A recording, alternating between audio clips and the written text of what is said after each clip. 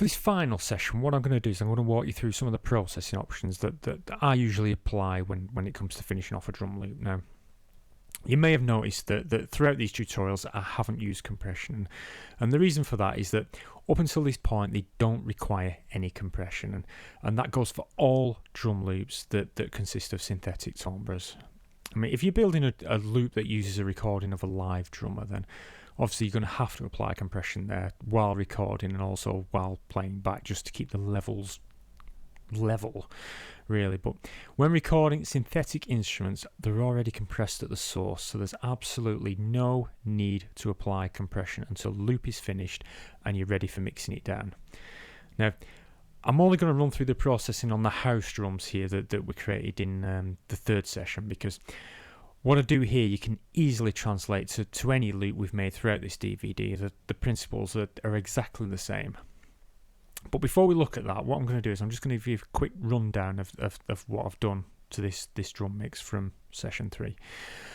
First of all, you may have noticed I've added a reverse snare. Now, we also did this in the progressive house one, which didn't quite work with the loop, but I thought I'd give it a go here, and it actually works quite well. As you can see, it's just a note placed at the end of the bar with some reverse reverb and filter freak on it. Sit there. I'll just give you a playback with that playing.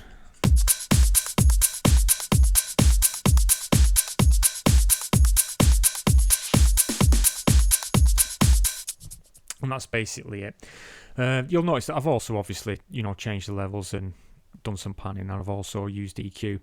But perhaps most importantly of all this is that I have applied compression on some channels. Now, the only channels I've applied this compression on are basically the channels where we've used the filter freak. Now, this is because a modulated filter is acting on the instrument, and that means that it affects the volume level, and obviously for mixing we want to keep that level constant. So that's why I've applied compression here. It's not really to add the compression sound to it, although obviously the SSL does add its own sound. It's basically just to keep the level constant while I did a quick mix down. Okay, what we're going to do is we're going to look at processing this loop. Now, there's a number of ways you can process loops, and how you process it all depends on how you want the loop to sound. Generally, I always tend to follow a specific chain, which a lot of people seem to like the sound of my drums, so I'm going to go through the chain that I use. As always, feel free to experiment with that and push it further and change everything. So the first thing I like to do is I like to select all the instruments except the kick and the snare. And what I do is I send those out to a bus. So we'll send those out to bus 1. And I'll just name that bus now so we don't forget what we're doing. Right. I'll name that percussion, and then all I need to do is I'll send all of them fully out to there. Can you hear that hiss there? That's actually filter freak, that. Good old filter freak. And we'll set it all to no outputs there. Right, now all that basically means now is that when I play this back, the percussion's on this bus.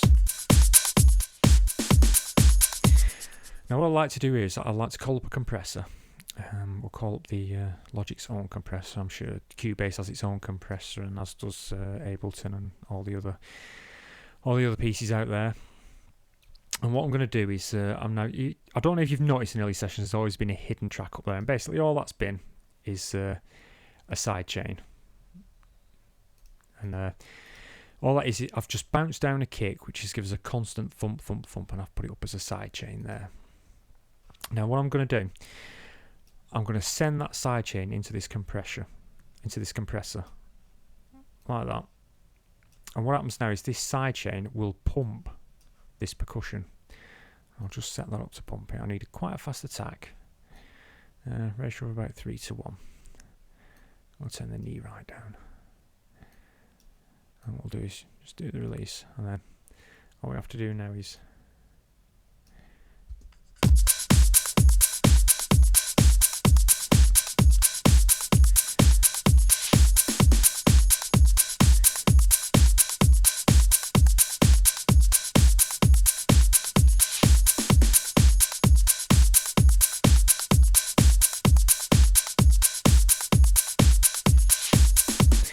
Now the reason I've done that is because I like to duck all the percussion on every kick. It just punches a little hole in the percussion, so anything that's happening at the same time of the kick just kind of ducks out of the way and lets the kick really pull through the mix. Now you're probably wondering why I haven't sent the snares to the bus 2, but that's simply because, as we've mentioned before, the snares augment beats 2 and 4.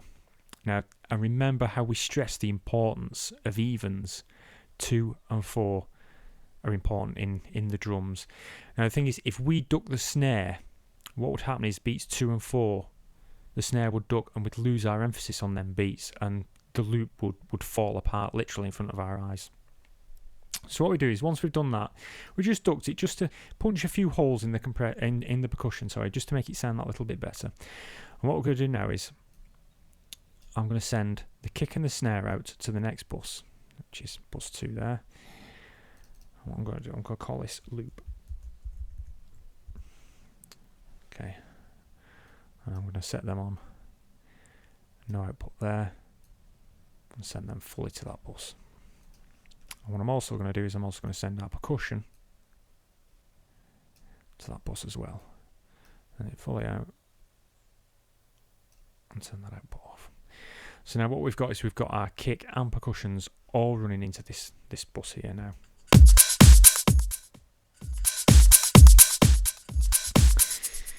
Now what I'm going to do is I'm going to call up a compressor on here. Now one of the things I must mention here is this is the SSL bus compressor there. Now, I can't stress this enough. The quality you receive through the processing that we're going to apply here depends entirely on the quality of the compressor you're going to use. Now, I wholly recommend the SSL stereo bus compressor because it sounds absolutely beautiful, and I can guarantee that 90% of the mixes you listen to have been through one of these babies. They sound absolutely gorgeous, and I make no secret that I really do love this compressor. If you've seen the mixing DVD, you'll see how much I go on about this compressor. So what we'll do is we'll set this compressor up first. All we do is we start playback and we drop our threshold until the 4 is around the middle. So we're knocking around 4. And then what we do is leave the attack as fast as possible. The release can stay on auto, and our ratio of 2 to 1. And what we do is drop the compressor out, bring it back in, and we need to use the makeup gain so the volume is the same with the compressor in and out. Now the only reason we do that is just to make sure that the volume isn't making us make a decision. We're actually making a decision on how it sounds rather than because it's louder. So that's applied there now, and what we do again now is we send this out to yet another bus, and on this bus we're going to insert again the SSL bus stereo compressor, and we're going to copy the settings that we've got there. Now basically the effect we're looking for is, this is called parallel compression, so I'll just send that up there.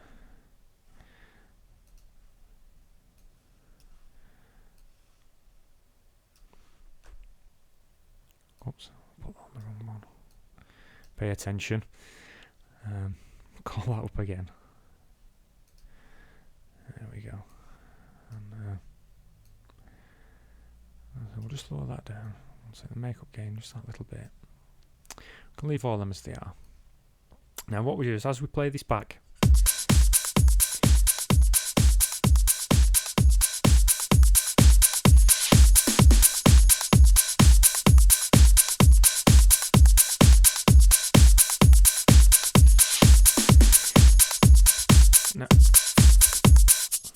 Now basically what we're doing there is we're sending this compressed signal into another compressor. Now normally compressors are insert processors. This one we're using as a send, and it's known as parallel compression. And the more we send this to this compressor, the more heavily the loop is compressed, and the more heavy it becomes, the more thud. You'll hear more thud and more energy. So it's just simply a case of we send this and just add to taste to get the right feel for the music.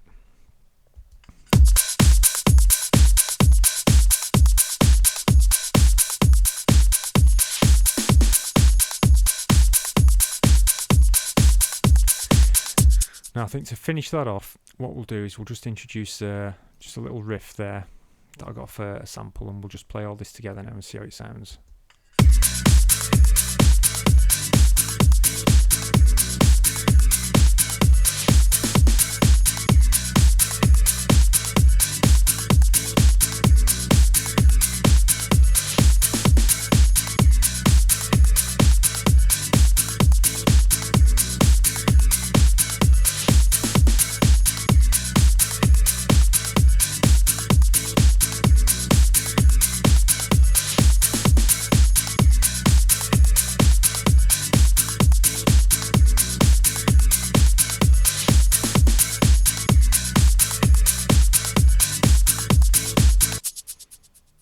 And that's it. That's how I apply my processing at the end of the chain. When the drums are done, then I start to look at compression. But I always try and get the drum timbres right, the rhythms right, and then start looking at compression to finish off the mix.